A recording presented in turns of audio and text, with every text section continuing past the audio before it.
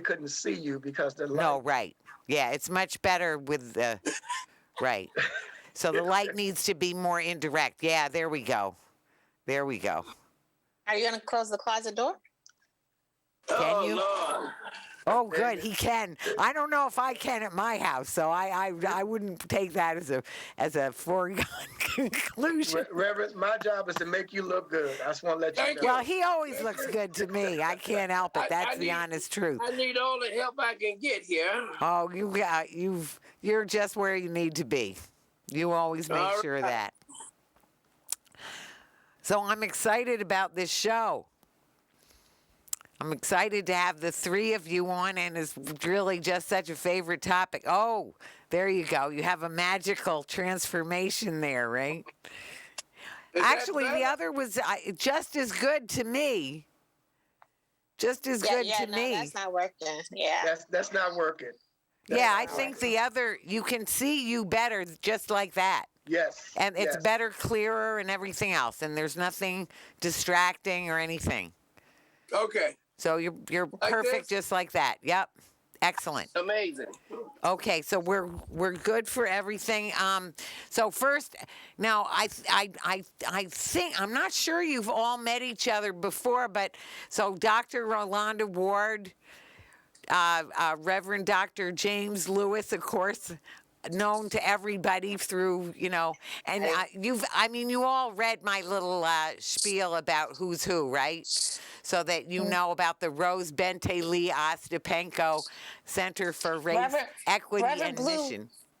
Reverend Blue is going to be, he's ready for COVID to be done because then he'll be tired of me like pulling on his ear. So. Oh, you've been pulling on his ear, huh? Again, so I'm glad you know each other. Stop calling me. And also, I want you all. So I think everybody else, we're all set on people knowing each other. I wanted you all to meet our producer, Richard Wicca. Here's Richard. Hi, Richard. Yeah, it's you say Dr. Yolanda? With an R, Rolanda. Rolanda. God bless you, dear. I just want to make sure I get it straight. Oh, now I think Pastor Blue for sure. You know my mother, Hattie Foster. Uh-oh. Yeah, and my sister is Shalise Foster. Is that right? Yeah. It's a small world in Buffalo, huh? I thought that you knew my family. We just have different last names. You know what? They told me that their sister was going to pay me back that money that they owed. Oh, is that what they said? I bet they told you that. Yes.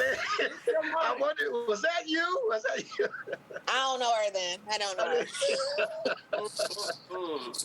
Wait, I'm trying to get a little even here. So I think we're pretty good. Richard, do you think we're pretty well set? Facebook is ready when you're ready. Okay, so I just want to make sure people have water if you need it or anything like that. We're only going to tape for like just under an hour. I'll be right back. Okay, take your time, do what you need to do. Yep. So you're not providing, Vicki? You're not providing water? Oh, I'm sorry. I forgot to have it delivered. Darn. I was hoping to do that. Darn. I was going to have something better than water delivered. I want to have something, fun and, But, of course, water is life. Are good. Water is life. Water is life. Right. My niece gave me this. So I don't know. Anyway, so it's a great. I'm so thrilled that we're having this show. I love to do a show on Dr. King, and Rolanda and I. First of all, we went to school together for School of Social Work. Anyway, that'll all come. Long time ago. Yes. Some days it only feels like just slightly less long ago. Long time ago. And Flashback. Yeah. Oh, flashback. Anyway, so what will happen is I'll introduce, sort of introduce the show and introduce you all, And then we'll talk a little bit about values, and we'll talk about Dr. King and his teachings, his life and teachings, and his courage and how they relate to today. And then about the upcoming, celebration as well. And then about different ways that we can try to realize him more, every day in our lives. So anyway, okay, so I think so you said Facebook is ready when you're ready. Okay, so are you all ready? I think so, except Okay. Reverend Lewis, you're like almost out Yeah, of so frame. you want to be a little bit more in the middle of it, just so that, that's good, just so that we see you All right. right there. Yeah, and you can see yourself, right? I can. Yeah, okay, so that's, good. Well, we always want to see you, so it's good. How do I make myself lighter? I don't know. People have asked that question before, haven't they? I'll show you. I'll show you the trick later. No, if there was a little more light directly on your face, if there was more direct light that was hitting you this way, that would help a little bit. If there was some other light that was available that would come straight on full face, that would help a little bit. Well, there was, but I can't find it now. Yeah, I'm sorry. I wish, sometimes, are you on your phone? No, I'm on the No, laptop. you're on a computer. You're on a computer. You want me to try it on my desktop? No. I was going to say, the only thing I was going to say is sometimes, actually, your phone, you know how it has a flashlight on it? Right. So you could use that and have that go towards you, but Towards it you. might blind you a little bit. Well, sometimes the phone, you might have more clarity in the phone than you do your laptop because of the optics. Well, I won't hold you up. Can I You get look by good. like that? You look good. Okay. I told you, you always look good to me. That's the honest Oh, truth. bless your heart. I No, love it's you. just the truth. It's just the truth. No, we're very excited that you're all on the show. So, okay, so then we'll just go ahead. I'm turned off my phone, and I think we're, Reset the clock so it's 59:59. yep, I did. Ready to start? Yep, okay. Hit the silver switch. Light is on. Yes. Okay, put the clapper in front of your face. When you hit the clapper, you're on the air. Welcome to Talking Peace, being recorded here at Think Twice Radio in the home of the future. Thanks to our friend Richard Wicca and producer. Without Richard, we don't have a show. So thank you so much, Richard, and thanks so much to SUNY Buff State, our friends at SUNY Buff State with Buffalo's original alternative radio station, 91.3 FM WBNY. Very excited to be broadcasting on WBNY FM. So thanks to all of you who are broadcasting. Thanks for you who have come listening. And I can't help giving thanks for the creation and the creator and this stolen Haudenosaunee land that we are sitting on. And so we're here to remember and be inspired, as always, by Reverend Dr. King. Reverend Dr. Martin Luther King Jr., who was such a spirit and a force of such amazing power and grace and love. And so we have three very wonderful people here to help us honor that and remember and be inspired for our next steps. So I'm Vicki Ross. I'm the community coordinator for the Western New York Peace Center, and we're very excited. And I'll just go in the Haudenosaunee tradition, just go counterclockwise around the people as I see them. First, I see Dr. Rolanda Ward. Hi, Rolanda. Hi, Vicki. How are you tonight? Good, great. So glad that you could join us. So Rolanda is, besides being an ex social work student with me when we were at Boston University, she is a social work professor at Niagara University and is the director of the Rose Bente Lee Ostapenko Center for Race equity, and mission. And just a wonderful community leader, et cetera. Thank you for coming, Rolanda. I'm excited to be here tonight. And we're also equally excited that we have Reverend Dr. James Lewis, the infamous, the community leader and founder and pastor for the Miracle Missions Full Gospel Church. Did I miss any part of it? And Full the Gospel. overseer for the Western New York District of the Full Gospel Baptist Church, I greet you with Jesus' joy as we represent our 13 churches. And of course, I work with Pastor Blue and his executive committee for the NAACP, and I'm the president of the local National Action Network. And that's just to start listing your different things. I know a few other posts I could mention. I won't right now. All kinds of work for you to do. No, we're great. We're so grateful that you squeezed in time to come, and also Reverend Blue. Reverend Blue, as you know, just we're introducing, you know, and we see the NAACP behind you too. For those who are watching the video. So wonderful to have you here. I know that besides being president of the NAACP, you're also at Second Baptist Church of Lackawanna, and just a wonderful advocate and activist in the community, leading the community, and helping us to remember and celebrate Reverend Dr. King. So thank you. Absolutely. Thanks for coming. Thank you. Thank you. I am the pastor of the Second Baptist Church in Lackawanna, where I've been serving. This year will make 20 years of service. Wow. At that particular church where I was actually born into. But we thank God for being able to serve the community in this capacity as the president of the local chapter of the NAACP. So important, all of these things.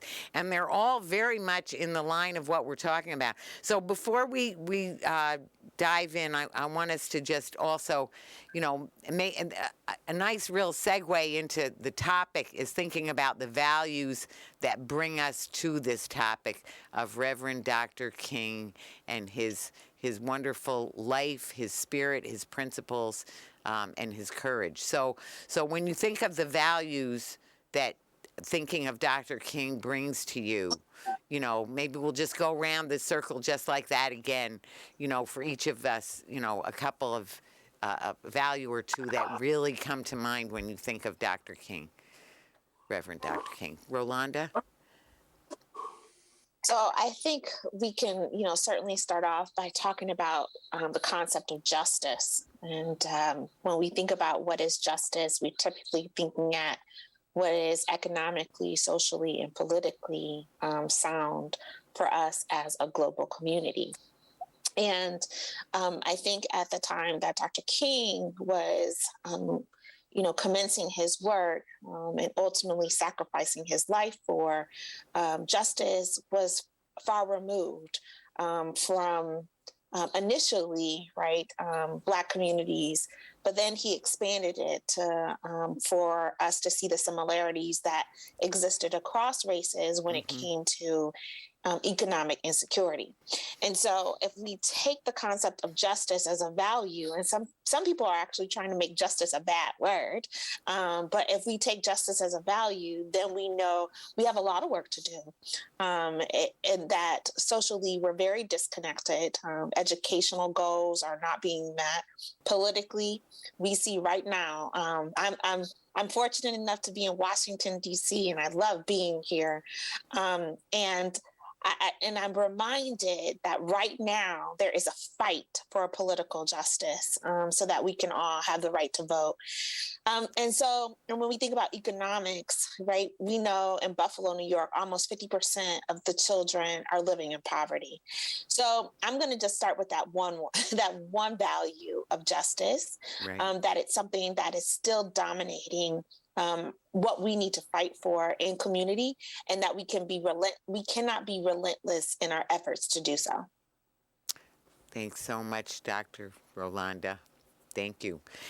And Reverend Dr. James, if you would, what would you say for values that you want to bring to the forefront?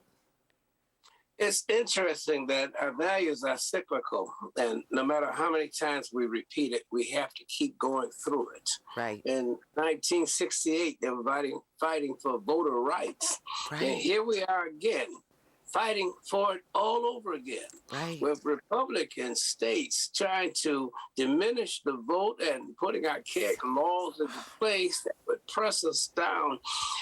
Dr. King's words reverberate on us when it says that we need to keep on marching. We need to keep going forward. Some people thought we overcame, but this is a wake-up call. We did not overcome. Right. And our last president woke up such hate groups in this country that it's disturbing to think that lynching could be back tomorrow because of some of the things that he pulled up from the bottom. Talking about he gonna drain the swamp. He filled the swamp up. And now we have to stand together. And Reverend Dr. King empowered the civil rights movement, and he gave us the basis from which we work on, but we cannot go to sleep now. We're not free now, so we have to keep on pressing.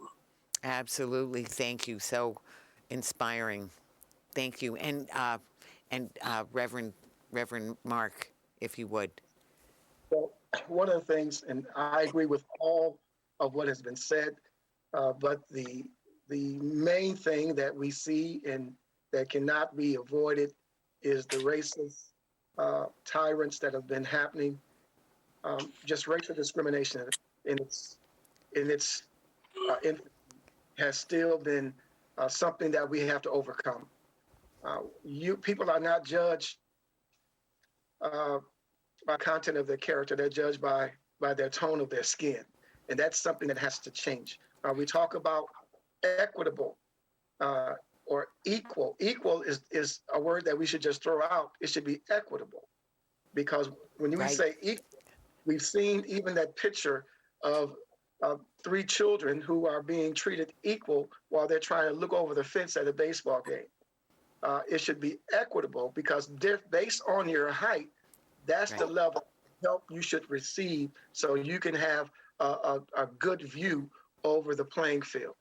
We're still dealing with the racial tyrants that are happening, and we see it when we talk about wages. The wage scale, the economic scale is still terribly different when we talk about African Americans and we're talking about our white Americans, or even our men, our African American men versus our white men, black women versus white women. And all nationalities, that has still been something that we have to continue to struggle with. White America thinks it's okay. A lot of them think it's okay, but it's not okay. Even when we talk about inequality, we're talking about diversity and inclusion. Those are good buzzwords, and those words have been really played and really promoted because of this racial disparity that we've seen and the racial killings that have gone on in our various communities. This is something that should have been happening all along. So we need equitable distribution of wealth and equitable distribution of justice. You know, I need to just interject. Actually, the Ostapenko Center, Rolanda, I saw it was coming in the very first when it was initiated. It was called the Rose Bente Lee Ostapenko Center for Race, Equality, and Mission. And as soon as Rolanda, from the very first, she said, you know, I could see that you were going to make sure that it was changed to equity, because that is really, because it's not an even playing field. There's all kinds of ways and you know, to play that, to show how very clearly that is the fact, you know. Usually I want to uphold, especially when we're talking about Dr. King, unarmed truth and unconditional love, and I do uphold them. Those are two, you know, very much, very, very important in this discussion. And as Cornel West said, justice is what love looks like in public. But I want to did you hear him say that ever? That's his thing. Yep. That's it. Yep. And the other thing, though, the other value I want to bring in, because I you know, one of the things we'll get into a little bit is is to talk about Dr. King's courage. That courage and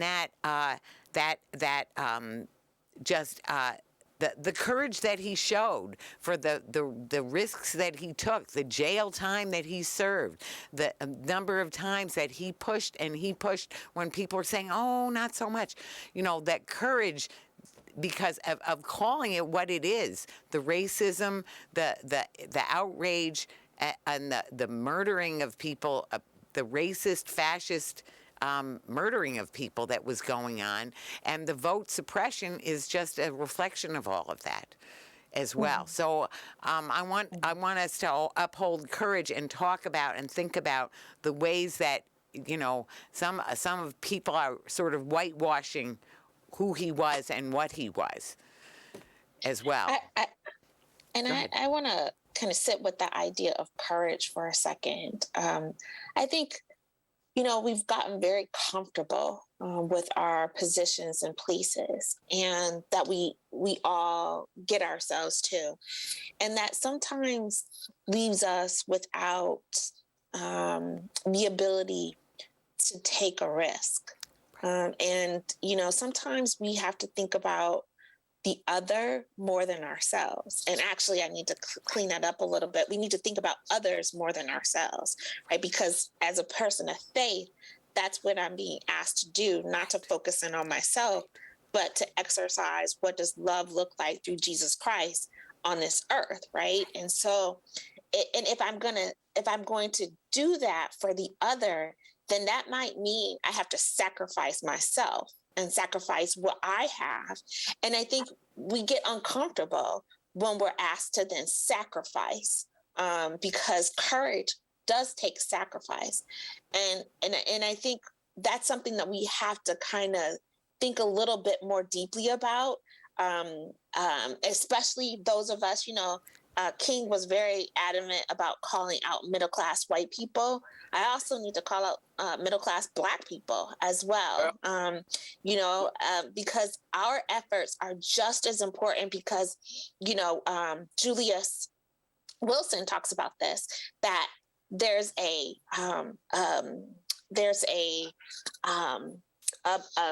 deficit that happens when we all exit, right? And I very much am, trying to remain committed to community and not committed to suburbia, right? And I think that's the courage, that's the risk, is to remain present in what we see and to be sacrificial in our efforts so that other people too can each one reach one, right? Like it doesn't magically happen.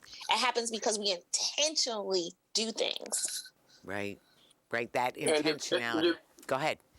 To be intentional, it does take courage, because there's a lot of us that never left the East Side, but made the East Side better.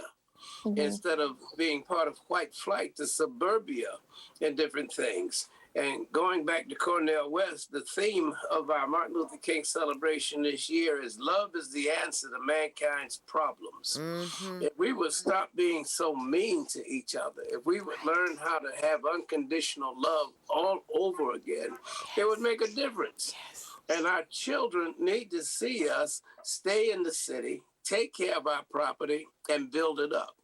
My parents moved to the suburbs. I refused to live there, because when I went to the election poll, I didn't know anybody. Not one name made sense to me. So you can't be a power broker in a strange land. There's something about cultivating the area in which you live and grew up, especially if you don't do it for yourself. You can run away, but you have to think about future generations that are going to come. And I think that's the key thing that Dr. King said and what Dr. King did. He could have lived anywhere. He never had to be in one march. I mean, the man had a PhD, a Nobel Peace Prize, and a Rolex. I just can't resist telling, that Dr. Ward also, when we went to Boston University, she also you were in the divinity school at Boston University and got a master's in divinity. Yes. Mm-hmm. Yeah, correct. Right. yes. Where King got his degree. Yeah. Right. Where Yeah. Dr. King did. So I feel.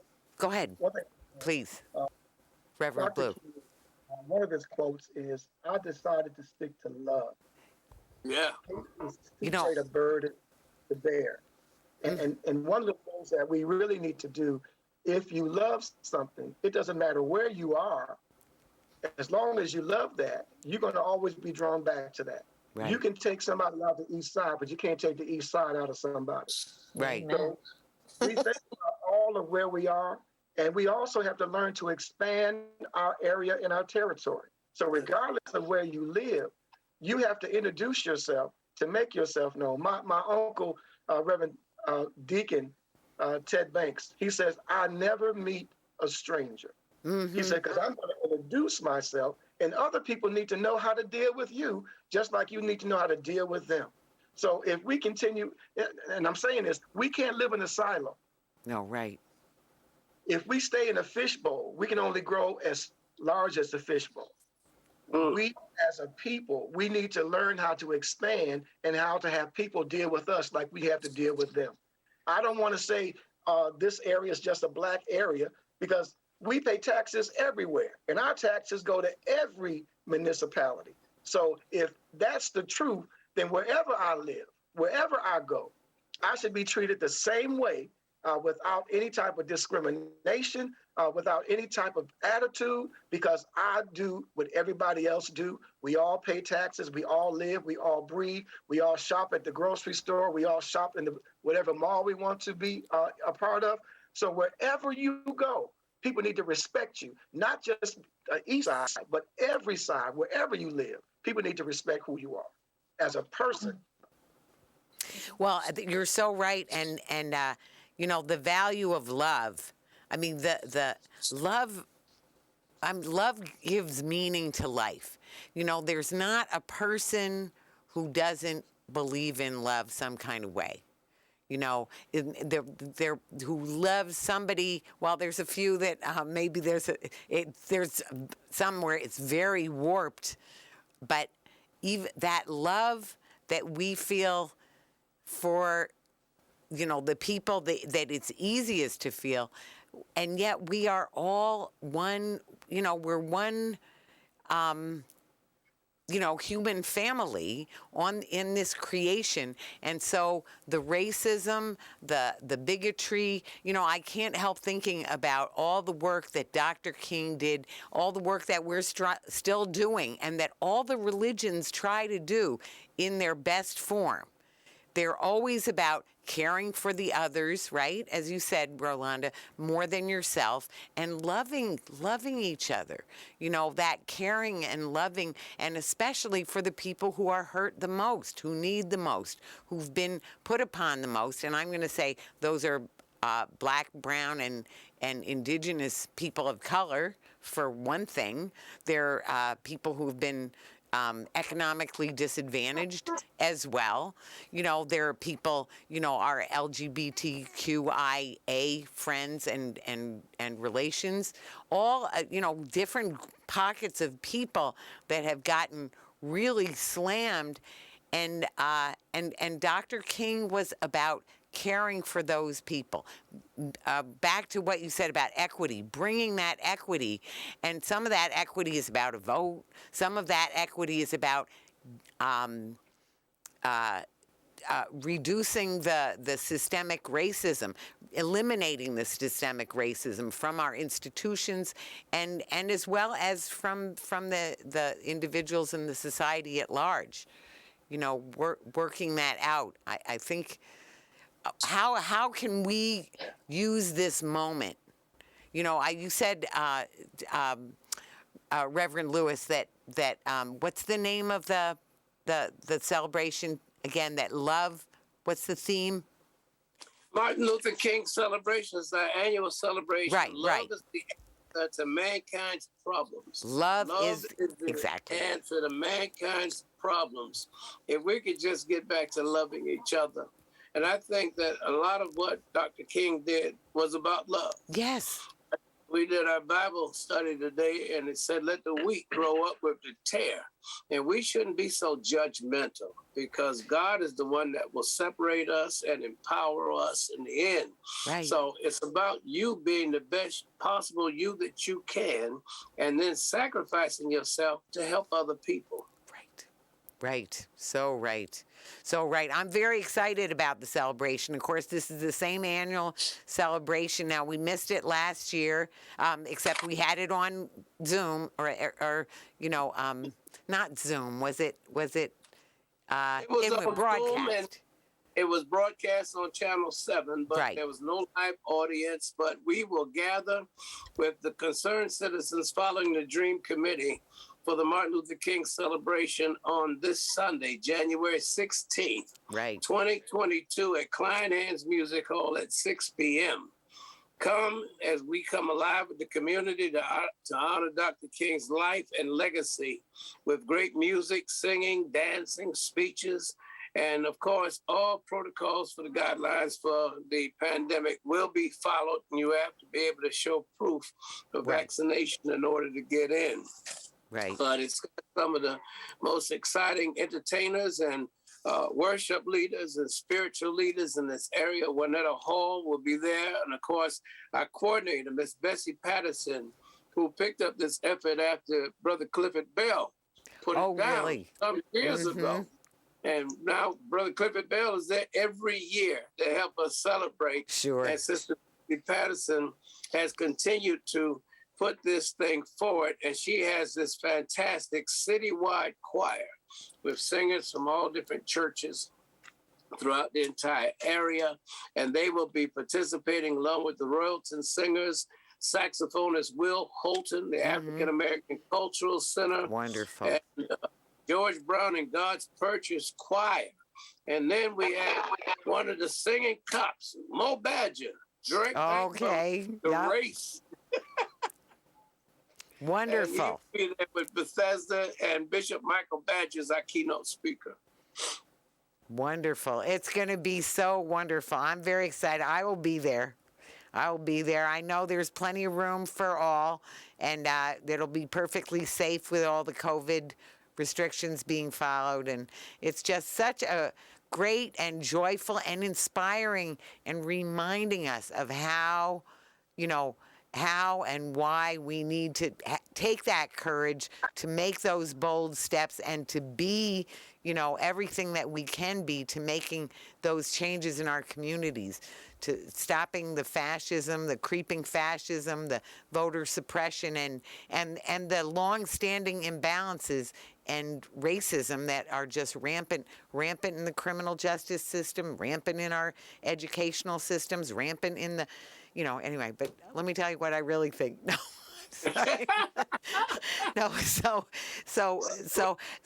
when you think of again, the life and teachings, what are some of the teachings that speak to you the most? The teachings or the maybe the examples, things that he did or said. One of the key things that Miss Bessie Patterson does every year, she brings the youth on stage. Oh, yes. And we have the peacemakers there to help us keep safe with the Buffalo Police Department and the Sheriff's Department.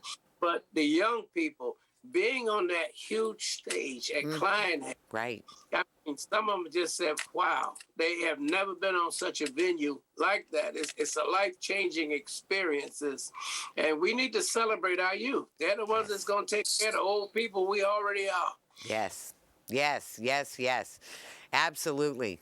They deserve and they need, and and back to love. It's so easy actually, to want to reach out to our kids, our youth. That's a beautiful part of the celebration. Such a we beautiful really part. need to wrap arms around our youth, because all of our youth are PSTD. They're suffered from traumas. Right. They are going through. If you sat down and talked to our children in the community, they have seen too much.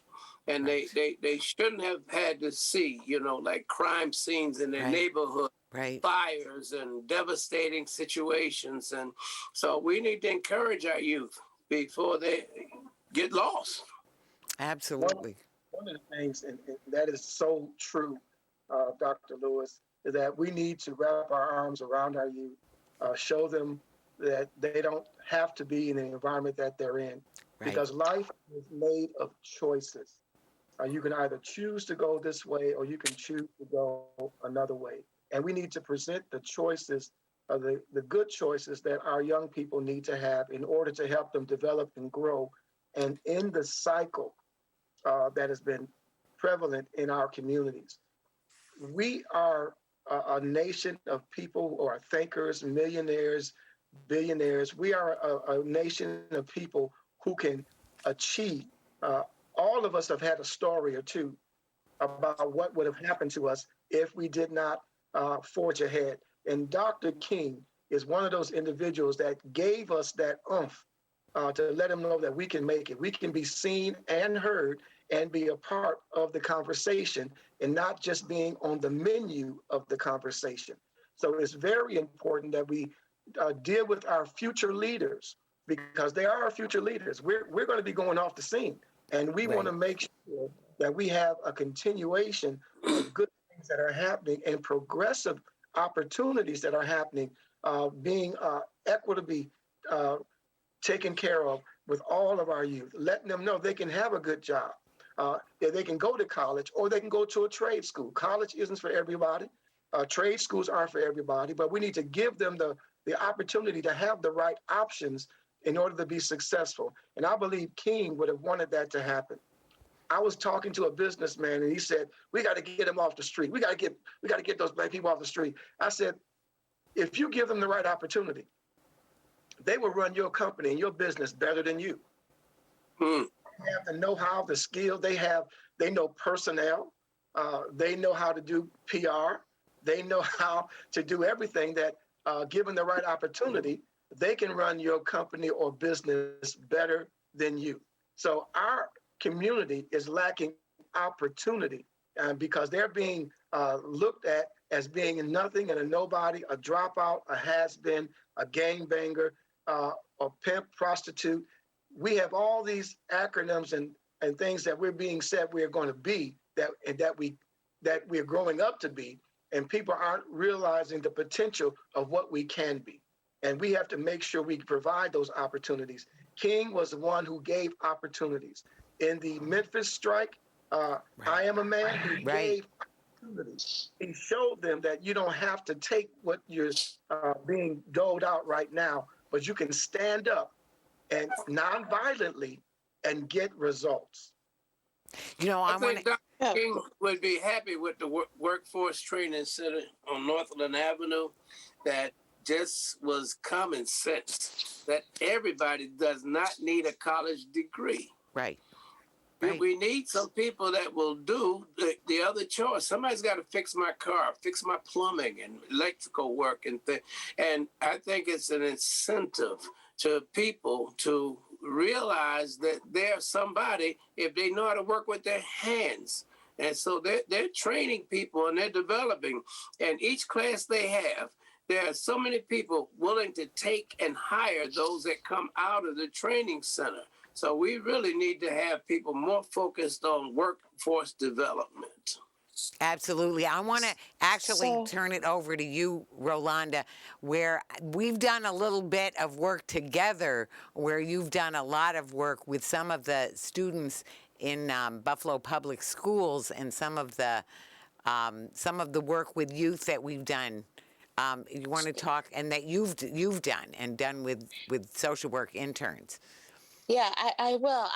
I have here, I want to tie together something that Dr. Lewis and Reverend Blue have just said, because from King's book in 1967, Where Do We Go From Here? Chaos or Community? Right.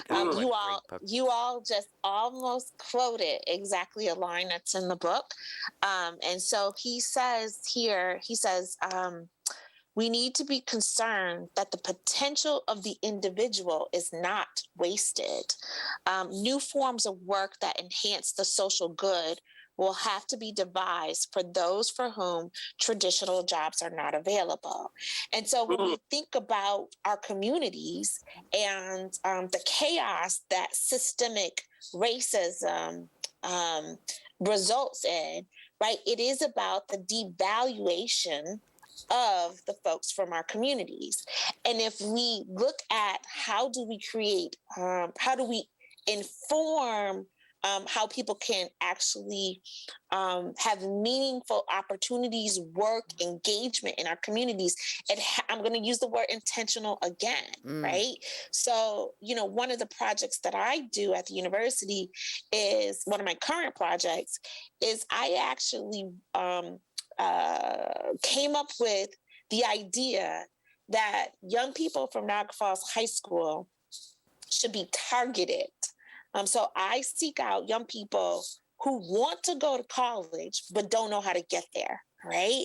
And what I do is I actually bring those students onto our campus and they take college classes from college professors, and it's free. We give them free tuition for this. So they graduate from Niagara Falls High School having taken 4 college classes, 12 college credits, and we put a mentoring component into it because we're helping them understand what does it take to get to college.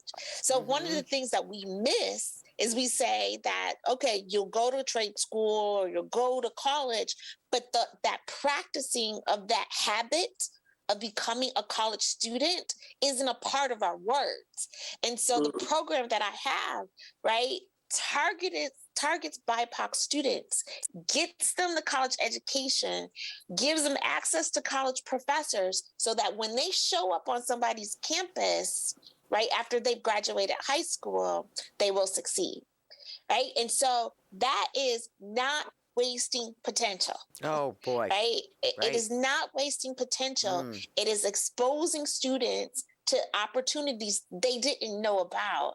And I have one student right now who she says to me, she's like, Dr. Wara, I just want to thank you. I just want to thank you for this, right? She's like, I just don't know what I would have done without this program.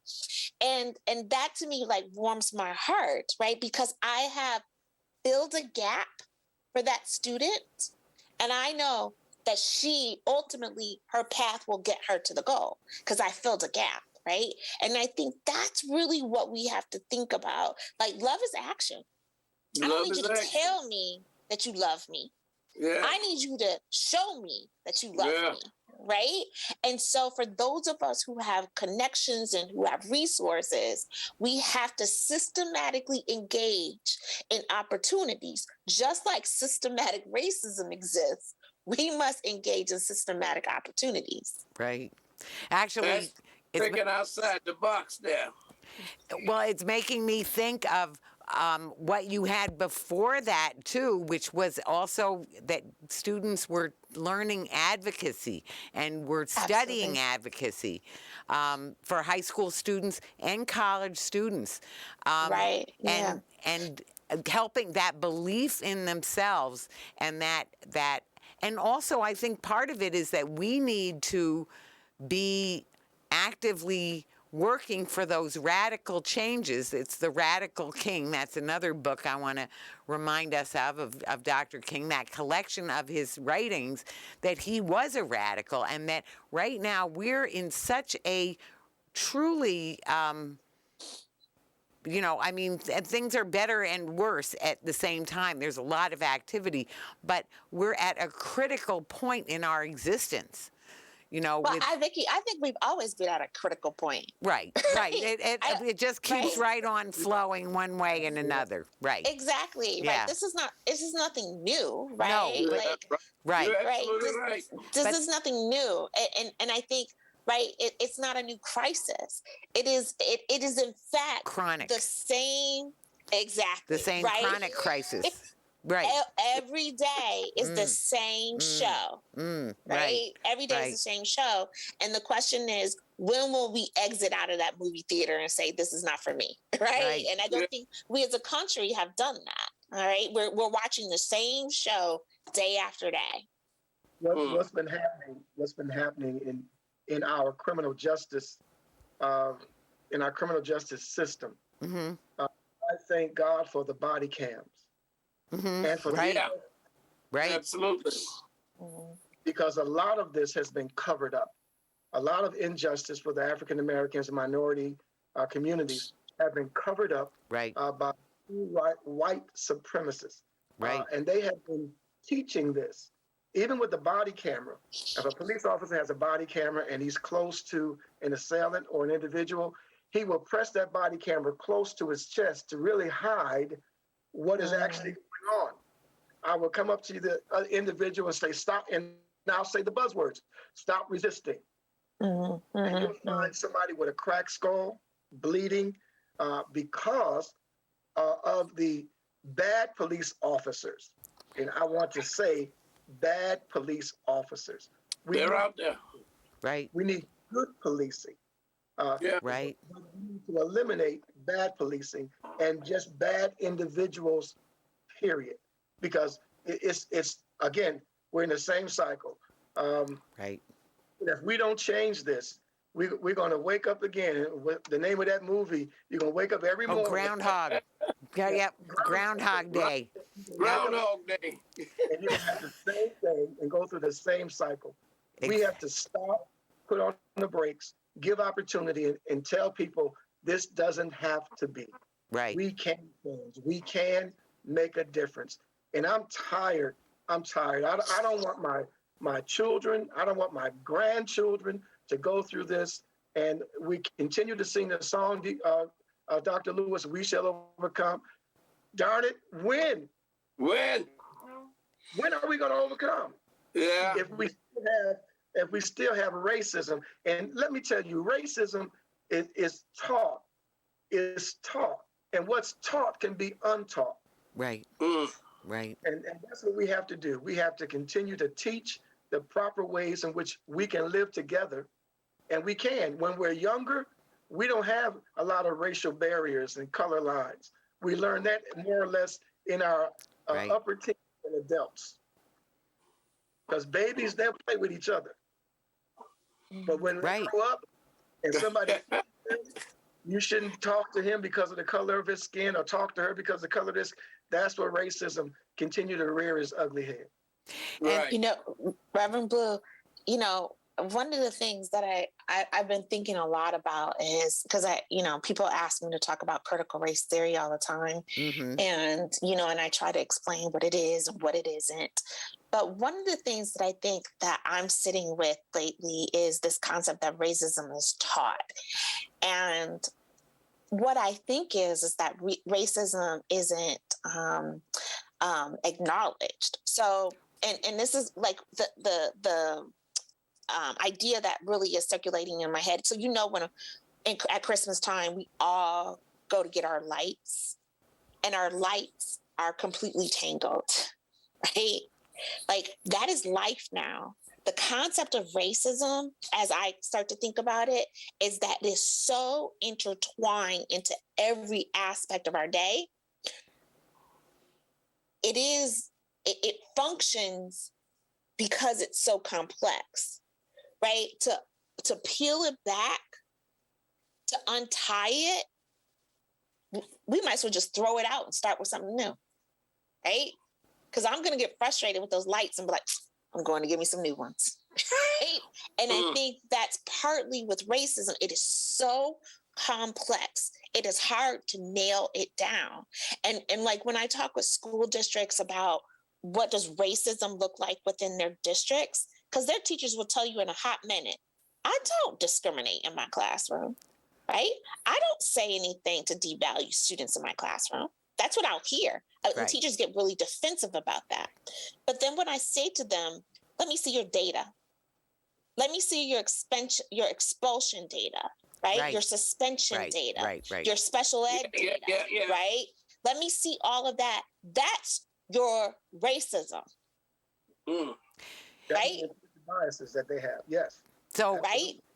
Mm-hmm. But they don't look at it as racism, though. That's become a way of life. And there are pockets of America where Black people, brown people, yellow people are not even taken seriously. They're not even considered. And we don't even know about all of the different secret societies that exist. And I mean, just going through my life and being exposed to different things like country clubs and special places where they go, where they all have secret oaths that they say to each other. I'm still waiting to get into them in Buffalo. Nobody's invited me yet. Well, I'm not waiting to. I don't want to go to them. But I got to say, it makes me think of it's also the legacy of all of the policies that have us and the history of what people have experienced that have put us where we are today and that have kept us in the same groundhog show that is the same damn story. Yeah, like you said, you know, same damn story every day, same chronic crisis, because the racism is that deep and it is that entrenched. For example, talking about expulsion data, 10 years ago, it was the same as it was today. So if we go 60 years ago, I'll bet it was the same as it is today. No, it was not. Is it worse? No, right? So Board versus Brown of Education. Right. Brown students actually did well before that. Oh, before that. Okay, so before the so graduation rates, right? Graduation rates were good. Students were graduating. That was happening. We had brown teachers, right? Right. All of that was happening. But when Brown happened, then white preservation kicked in. And so now you have to desegregate, right? And in desegregating, a choice had to be made. Who were going to be the teachers? The brown teachers were not kept. The white teachers were kept. And so then you see the data shows you the performance of our children decreased after Brown. Right. It was supposed to help them. It didn't help them because white preservation stepped in. Wow. And that's what we have to call out, right? That's the systemic stuff that is so deeply embedded, we don't even see it. Right. And we're facing that every day, even now. Right. We need to encourage more minorities to be in the teaching field. We need to let them know that you can be a good teacher.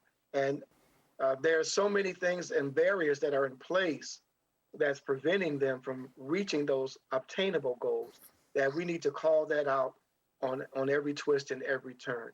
So there's a lot of opportunities, job opportunities that are available now that some people have been, our community has been browbeat and broken in certain extents to where people don't want to be a part of this because they know they will only come in at an entry level and a janitorial level. They will never reach any of the executive. And that's something that we have to turn and change in all of this. When I look at corporations and I look at how they want to be diversity and inclusion, there's still a fear of Black men sitting at the table. They're so comfortable with Black women, but they're fearful of Black men being promoted and being executives and running businesses and organizations. That's what I've noticed a lot. Unless they're in our own community, but in a lot of in corporate America, you don't find that. You don't find it, and that has to change because everybody should be judged on their own moral and character, not just because of their... we're coming. We've got about say 10 minutes left, so I'd like us to just talk a little bit about some of the efforts. Well, of course, everyone's invited to come Sunday, or for those for when this is being broadcast on WBNY, I do believe that that Sunday's event is going to be taped and that it will be accessible, that it will be rebroadcast on, I think, is it one of the television stations? Channel 7, that's what I thought, yeah. Channel 7, WKBW. is going to have the replay the live event of Sunday. So people are welcome to come out on Sunday at 6 p.m. to Kleinhans. It's free. It's wonderful. Don't miss it. But meanwhile, there's also other ways that people can work toward, with courage for real substantial change that we need about the racism, the economic inequality. Well, actually, the triple, quadruple, or even now quintuple evils that Dr. King talked about. The last one being, of course, there's the racism and bigotry. There's the materialism and poverty. And there's the militarism or the war machine. And then economic or environmental degradation, and what they've added, the Poor People's Campaign has added in white nationalism, Christian nationalism, or that, which is really a lot of fascism, racism, and patriarchy all rolled into one. So locally, what can people do? What would you suggest, each of you, just briefly, for ways to connect up? And I think one of them, is going to be very obvious. So maybe we go around again for each of you. So just what you want people to remember and how they can get involved locally for these efforts. So I'm gonna jump on Reverend Blue's bandwagon. And we need to vote. Right. Right. We need to get registered. Right. And we need to vote. We need to be active in government. It is one of the things that I push with my students. Right. We are not spectators in this. Right. Government works for us, and we need to make appointments to talk to our representatives. We need to know who they are, and they need to know who we are. So I think we all, this is a mid-year election. By golly, we all need to be calling our friends and family members in these swing states, right, and have conversations with them about what are they doing to get people registered, right? Because our lives are dependent on what comes up in this election, right? And I am so fearful of who's going to declare their candidacy for presidency, at some point during this year. So I'm extremely concerned about that. So that's the first thing. All right. The second thing is I'm calling on our social and our religious institutions, even during times of COVID. How do we think about I'm going to steal Dr. Lewis's phrase that he used when hearing what I was talking about, out of the box opportunities for our young people. And by giving young people opportunities to think about their future differently than the experiences that they have on a daily basis, we can get them further in life. Absolutely. So we have to think about those things that will help them spearhead their thoughts about who they can become. Thanks so much, Rolanda. And Reverend James? Dr. Ward, you need to bottle that and bring it to every university, every in this area, because that is a model that will change our destiny. And that we all need to be part of that. And however you have it down, you need to write it up and get it out. And I know that we will support it here. But I've come to remind everybody that Dr. Martin Luther King's birthday is not a day off, it's a day on. Right. And nothing else. You need to find something to do. Clean up your neighborhood.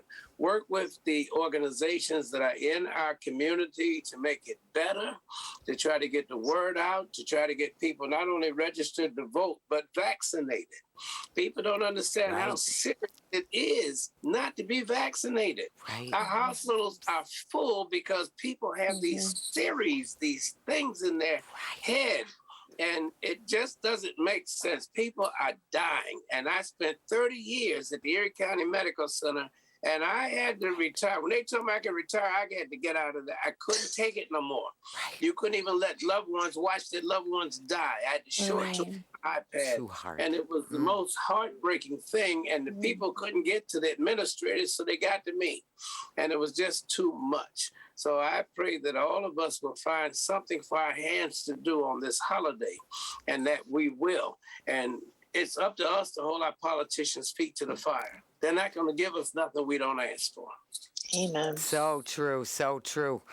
And So we need to do the John Lewis Voter Rights Act. We need to make yes, that our Congress and our senators are proactive in that. But there's also a John Lewis Voter Rights Act for New York too. oh really? Mm-hmm. Yes, so we need to make sure that we're on them to pass the John Lewis Voter Rights Act for New York as well. Our Right. Senate, our Assembly, we need to get on that, stay on that. Mm-hmm. Again, if you don't vote, you have no right to complain. Right. Right. That our young people, our older people are not only registered, but they're participating in the voting process. Everybody says, I'm registered, but have you voted? Right. And listen, if you haven't voted in a certain length of time, they can pull you off the voter registration roll. Right. Also, those who are formerly incarcerated and even on parole can be registered to vote. So that was passed in our former governor.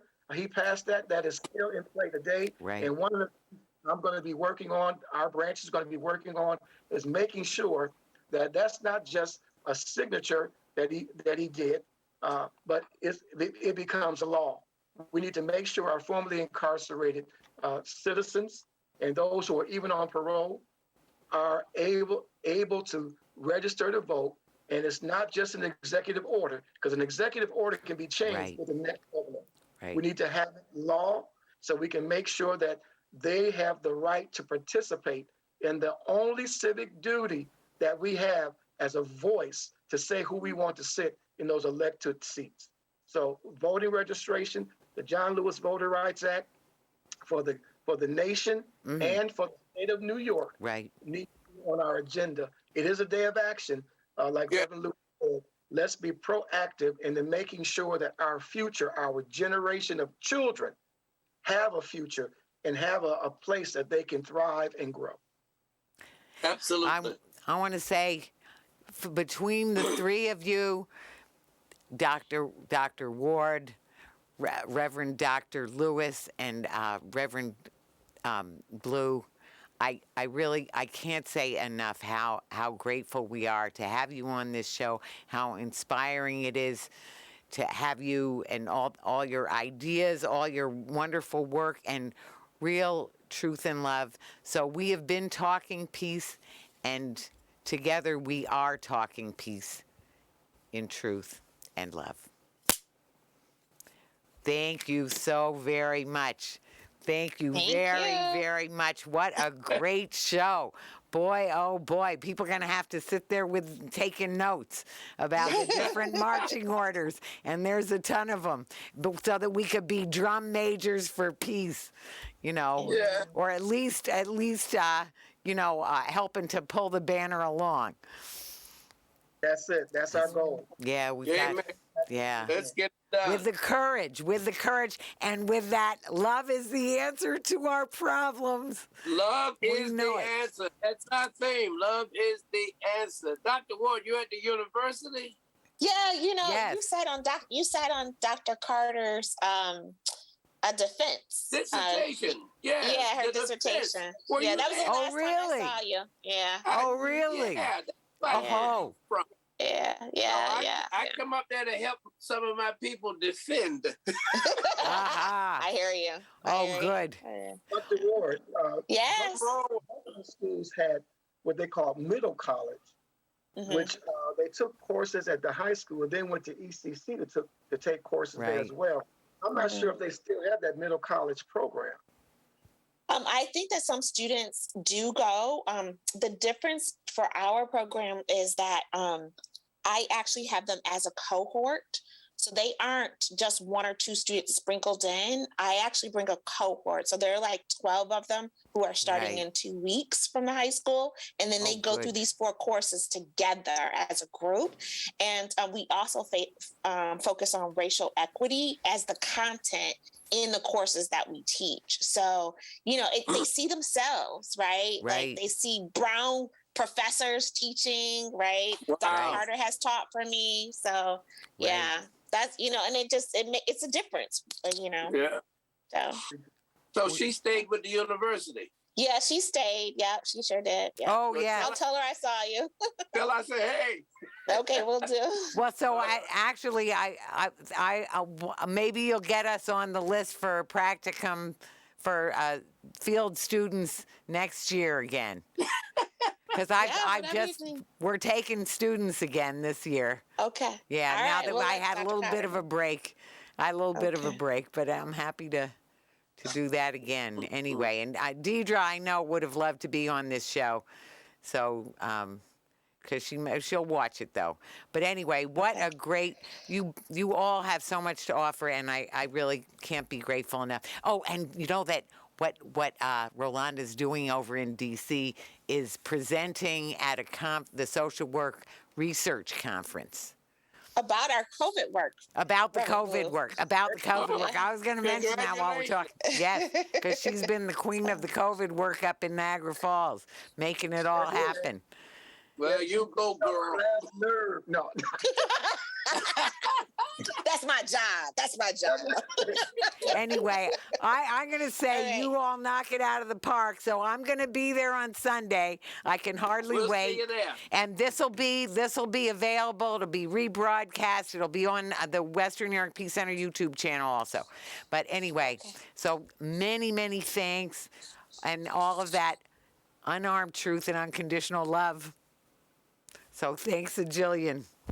All right. Good night, everyone. Okay, good night. Good night. Bye-bye. Thanks a jillion. Bye Thanks, for Blue. now. Big hugs. Oh, yes, sir. See you then. See you. Okay.